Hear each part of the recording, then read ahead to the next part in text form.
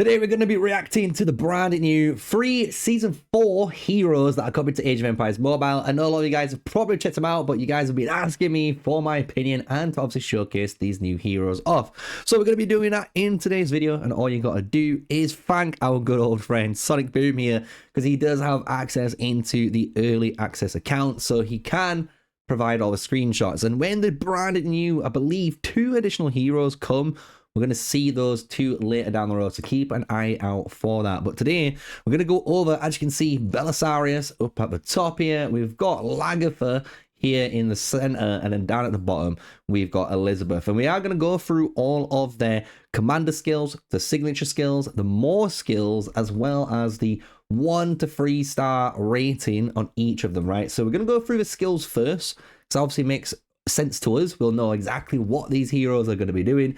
Then when we go over to the stars, we can actually have a good reaction, right?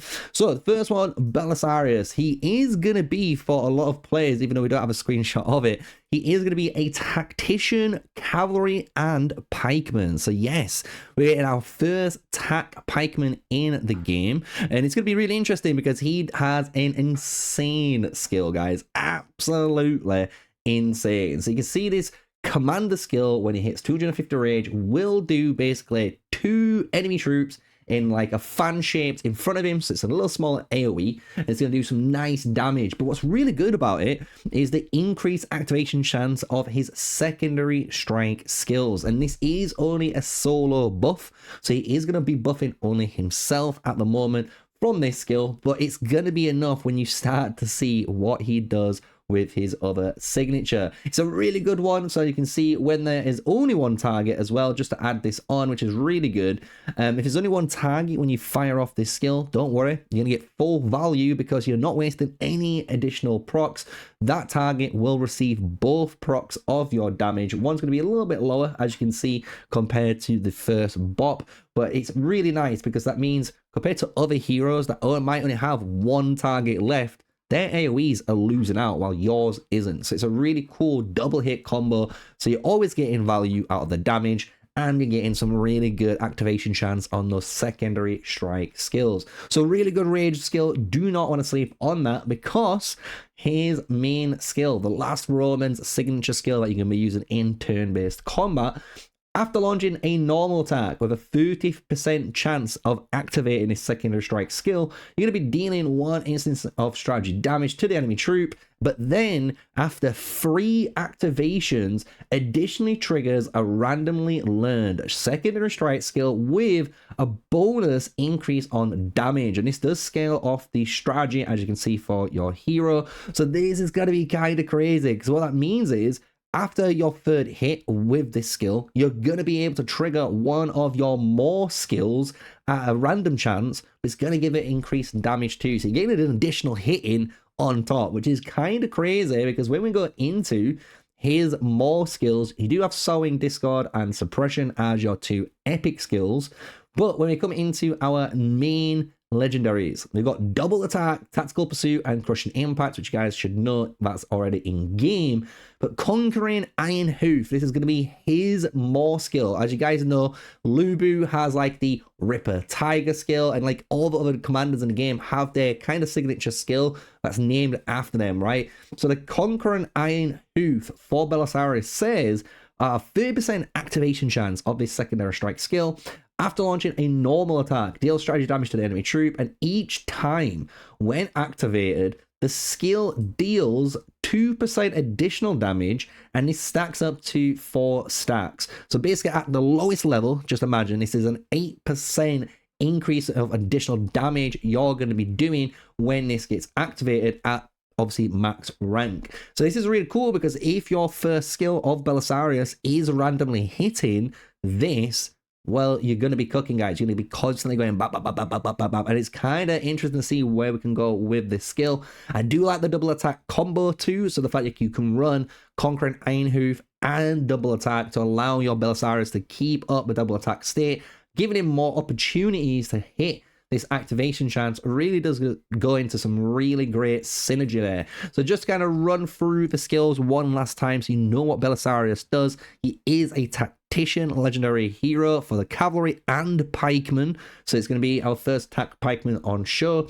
And then we have his rage skill, 250 rage. It's going to basically do a 2-man AoE in front of him. And if there's only one target, that target's going to receive both hits, but a second hit's going to be a little bit reduced. And then more importantly, you're going to increase your secondary strike activation chance. That's breaking it down nice and simply for you guys so you know what this one does. Then, as we've just gone through, his last Roman skill is going to deal a strategy damage after launching a normal attack with a 30% chance.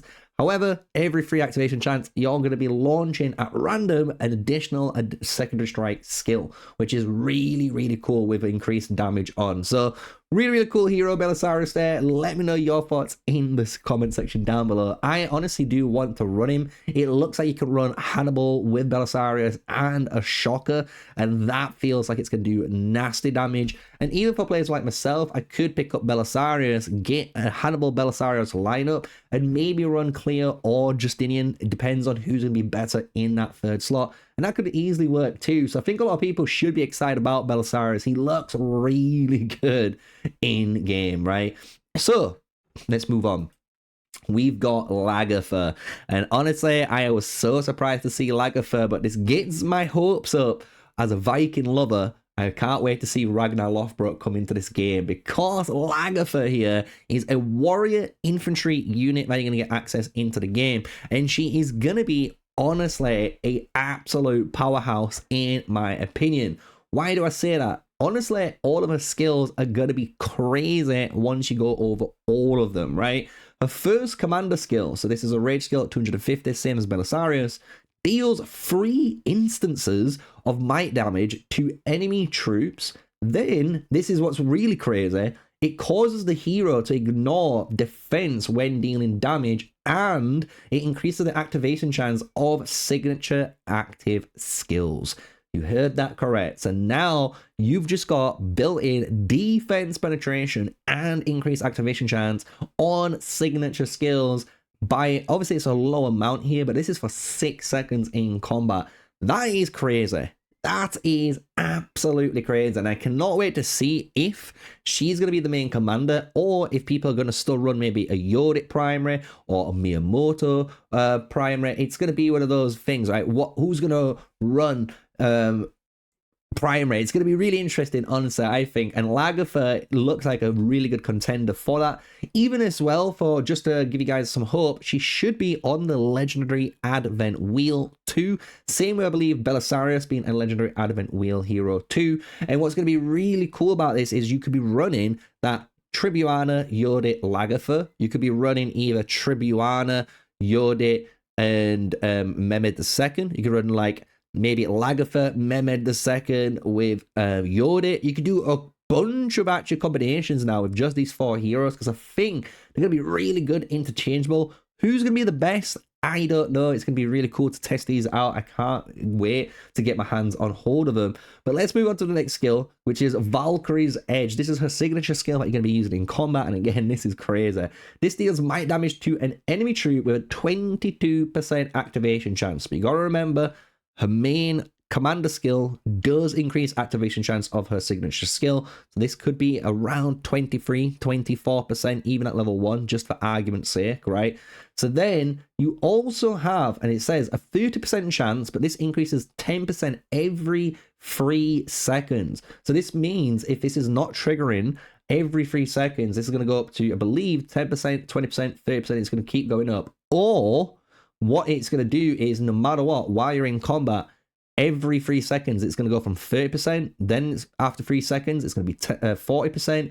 After 3 seconds, it'll go up again. And again, it'll just add that 10% all the way up. I don't know, but we'll have to see how it works when we get into gameplay. But I assume it's going to be the first one.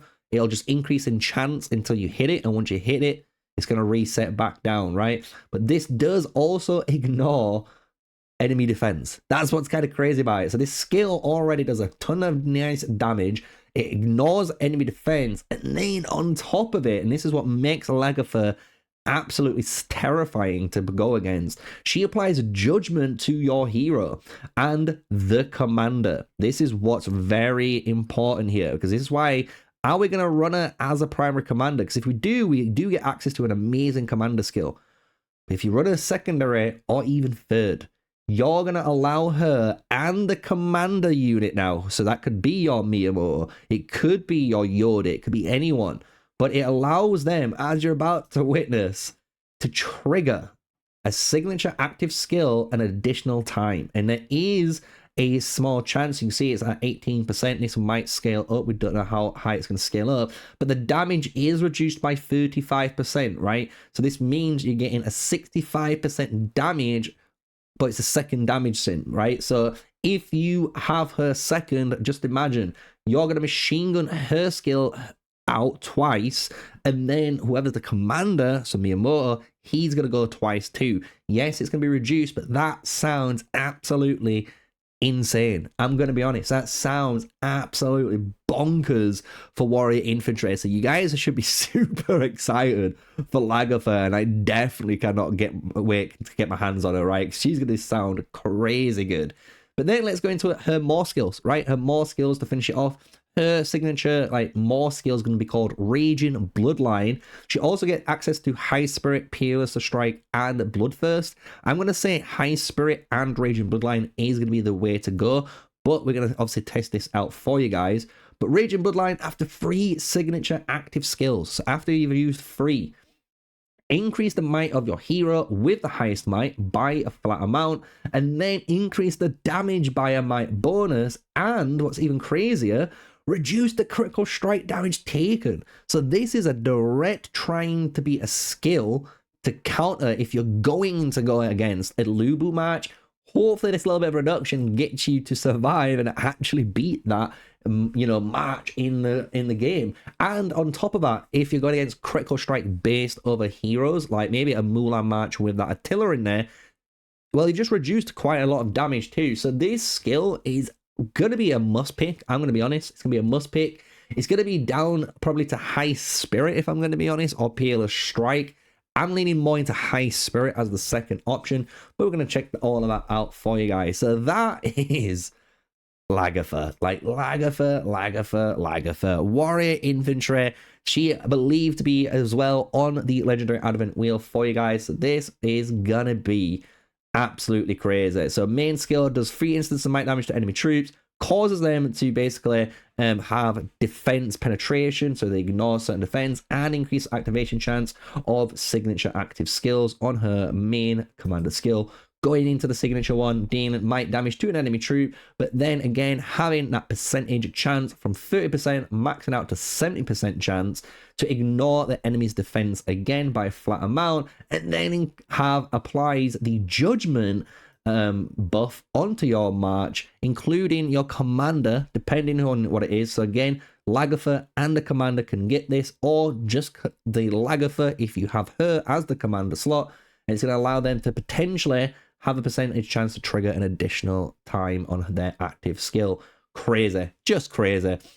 So let's finish this off with the third hero, and this one's going to be the really interesting one, and I think a lot of people are actually curious about this. I am really curious about this hero, and a big shout out to Sonic Boom again for sending all of this out for us guys so you can react to it.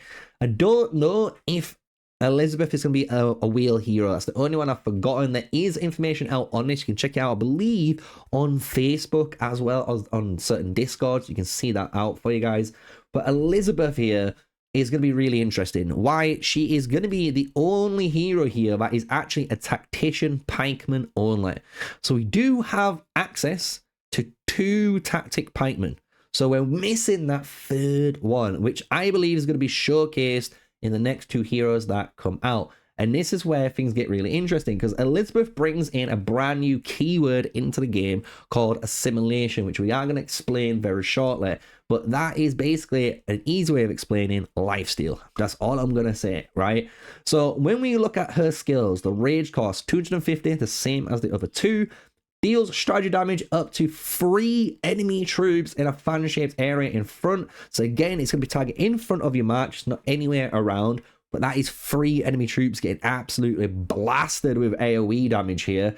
And it reduces the enemy commander's armor and strategy, which is really, really clever, But then this is what makes her really interesting. And this is not just on this skill too.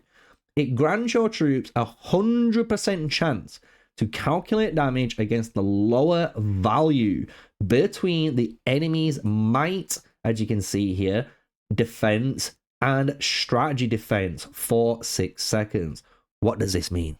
So when you're using your Elizabeth here and you're going to bang your good old friend who you're fighting, let's just say it's going to be a Richard for argument's sake.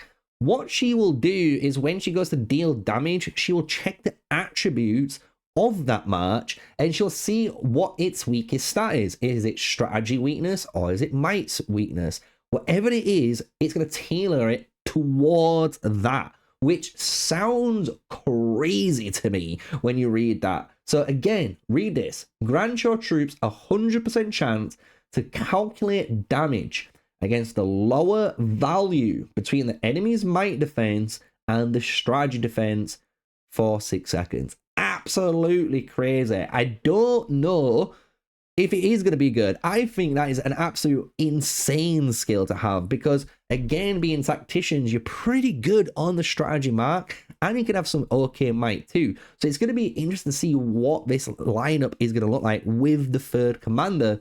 Because when we lead into the next skill for Elizabeth here, it's going to be a 100% activation chance because this is a passive base signature skill.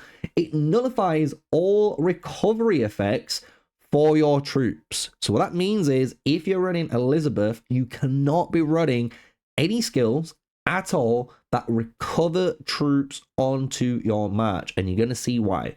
Because when you're dealing damage, it triggers assimilation, converting 1.49% of the damage dealt into your units. So this is their way of explaining lifesteal. So basically, you can't obviously recover from any recovery effects. You're only able to gain troops back from dealing damage. And that sounds really powerful, especially if you're being swarmed quite a lot and maybe some of those marchers are really weak. You could be potentially healing an absolute absurd amount with the amount of lifesteal this commander is bringing to your formation. And again, this is a signature skill that you can use on Elizabeth as a second or even third commander in that formation slot. Because I personally don't think you need her in the primary.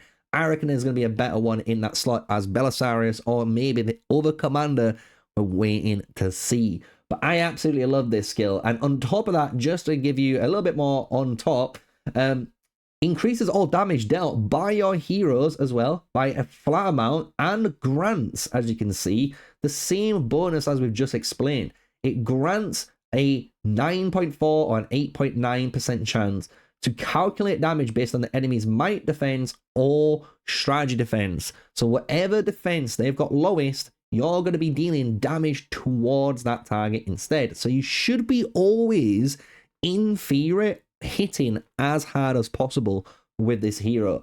I think she's super interesting. I'm going to be real. I think this is a super interesting match that's really unique, and I've not expected this from Pikeman, but it's very Pikeman-like. The fact that you want to be swarmed, the fact that you're able to lifesteal from the damage you deal back sounds amazing. So Elizabeth I, Tactician Pikeman, looks great. Going into her more skills, you've got Ultimate Strategy, Crushing Impact, and my favorite skill, which I'm definitely going to probably put on her, Triple Offensive. So make them deal either might damage or strategy. So again, you're always guaranteed to get the best out of it.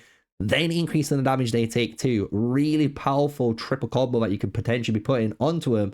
But then you got Tudor Rose. The Tudor Rose, this is what her main skill is. 100% chance passive. When your troops trigger assimilation. So every time you lifesteal with this march, you reduce damage taken by 4.04% and increase your commander's damage dealt by a flat amount. So this is only 1% for 1 second. This effect cannot stack, but it doesn't tell you the cooldown either. So what this assumes to be is basically every second basically in combat, if you're lucky and you keep getting other life stealing triggers, you're always going to have at least a 1% commander damage increase. Let's just, for argument's sake, be generous and said this is going to be a 5 to 10% increase on your commander's damage. That's pretty good, I'm going to be honest. As top of the reduction you're gaining, and you're already having that inbuilt lifesteal. I'm curious about Elizabeth here. She seems to be a really cool hero in game. So now we've gone over all 3 heroes. Let's just go and finish this up and talk about the star ratings. So we've got all the star ratings here from 1 star going to the 5-star ratings. We know what is being upgraded, and we can check those skills at the same time, right? So Belisarius's 1st star, really like this. It increases the last Roman's activation chance to 35%. So you are increasing that activation chance of your skill, so you're guaranteed to hopefully get more hits going. And if you get more hits going, you know what that means. You're gonna get more random skills proc. When we go into the next one though, this is where things get really interesting. 3-star Belisarius sounds like one of the best bang for the buck investments in the game right now. Every 2 activations now additionally triggers 1 learned secondary strike skill at random. So you heard right, the amazing skill that we already loved, his main skill, after 3 activations, now we're cutting it down to 2. That is an insane uptime. I think people don't realize how much just reducing that by 1 matters. So I absolutely believe Belisarius is going to be game changing when you're out there. His damage is going to be crazy, right? But then we've got the 5-star, and the 5-star increases the damage rate of it by 30% and increases the damage of the additional triggered skill by 10%. So what all this means, if we look at them all, right? So we've got this skill, this one, and this one, right? So if we go up to our Belisarius and look at his main skill, the last Romans, this activation chance becomes a 35% chance. It turns it into that. So that's 1 star. The next star, change the line of text every 3 activations to every 2. So that's already an amazing buff as well. Now, the final one is where it says the damage rate. So this damage rate is where you're going to get the 50 or 30% that we saw increase. And we'll go and double check that number again. That's where you're going to see that increase. However, the number down here where it says 7% is going to get the extra 10. So that means even at level 1, this skill, the extra random skill that you might be triggering, is going to deal 17% more damage with a 5-star level 1 Belisarius. That's kind of crazy, guys. That's kind of crazy. So just to remind you guys, this is 1 star on the 35 there. And then if we go across, there's your 2 activations, and then it's 30%. So yeah, get an extra 30% on the main damage bang, and then 10% extra on the additional random skill. That's really good, man. Really good. Every skill there at every star, good value. You're not going to be disappointed at each one. So I'm liking it. I would say 3-star sounds great value. Don't need to go any further. This is just increasing the damage, but maybe it matters at the late game. But the definite 3-star sounds wow. Now, we've got our rank 1 Elizabeth. So rank 1 is going to increase the assimilation damage conversion rate by 5%, which is really good because when we look at her skills again, this assimilation damage here, on this one here, it starts at 1.5 basically. It's 1.5%. So now you got a 6.5% base at level 1 with a 1-star Elizabeth. Now imagine how much this is scaling. This is definitely going to be like a 10, maybe pushing it, 12%, 13% assimilation damage. Imagine converting 13% of all your damage dealt into troops back. That is kind of crazy, right? Kind of crazy for sustaining a march out there, right? So then we go into her 3rd star.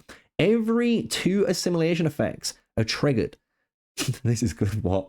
Increase your commander's next skill damage by 10%. Definitely, I'm going to say it now. Elizabeth I needs to be your 2nd or 3rd commander so far. I would definitely put her in the 2nd slot. I reckon that is where you want to, because so far she's built to sustain. She's built to support beautifully in a formation, and she doesn't really want to do any extra damage. So you can put all your Belisarius, for example, primary in that 1st slot, and she's increasing his damage about 10% again.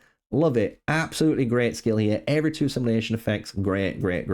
So then moving the other way to rank 5, increase the Golden Age damage boost by 5% and increase the chance to calculate damage based on the enemy's troops' might defense or strategy defense by 5%. It's a really good one too. Just giving you that extra 5%. The bottom bit's the more important part, to be honest. Increasing the chance of making sure you're hitting the enemy's weakest stat is super important because it's going to allow you to maximize the most damage you can do per turn, right? So really do like the 5-star, but I'm going to be real. I think 3-star is enough, right? I reckon 3-star Elizabeth sounds enough because you've got the extra damage and after every 2 assimilation, and then you're getting that extra conversion rate on 1-star, and even 1-star sounds really good value too. So I'd honestly go, if you want my opinion, and we are going to test them again, but it would be a 1 or 3-star, and I think I could safely save my sculptures for someone else and save the 5-star. I don't think you need it, right? So really interesting. I think she's going to be a really cool pikeman in the game, so I'm glad to see her.